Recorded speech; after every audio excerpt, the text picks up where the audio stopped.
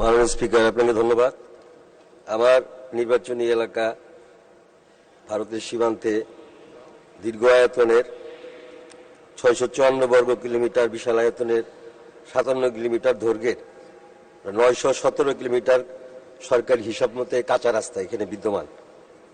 এখানে আপনার মাননীয় স্পিকার স্থলবন্দর একটা আছে, পুনরায় চালু হবে। প্রাকৃতিক সম্পদ এখানে এবং পর্যটন এলাকা, এখানে প্রাকৃতিক সম্পদ আছে অনেক, যেগুলো বাংলাদেশের অর্থনীতির সাথে সরাসরি জড়িত এবং অর্থনীতিকে ত্বরান্বিত করেছে।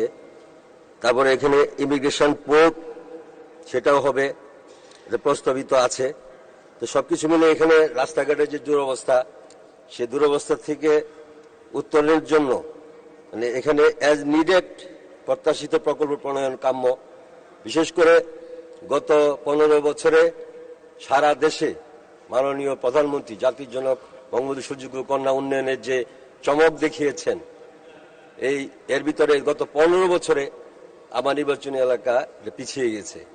তো সেজন্য সেটাকে একটা সমান্তরাল অবস্থায় আনতে হলে এবং এই উপজেলা দুটাকে মডেল উপজেলা রূপান্তর করার ব্যাপক সম্ভাবনা আছে এবং পরবর্তীতে আমি বিভিন্ন বিধিতে এগুলো বিস্তারিত বর্ণনা দিব। আমি মাননীয় মন্ত্রী মহোদয়ের কাছে বলবো যে সেই সমতা বিনোদন নিড বেস প্রকল্প আমার নির্বাচনী এলাকার জন্য গত 10 বছরে কোনো প্রকল্প গৃহীত হয় নাই। শুধুমাত্র নবম জাতীয় সংসদে যেগুলো হয়েছিল সেগুলোই এখন অনেক অবস্থা আছে। তো আমি মাননীয় মন্ত্রী মহোদয়কে অনুরোধ করব যে আপনি যে প্রয়োজনীয়তা আছে কিনা সেটা যাচাই বাছাই করে আপনি একটা প্রকল্প। ধন্যবাদ মাননীয় সদস্য।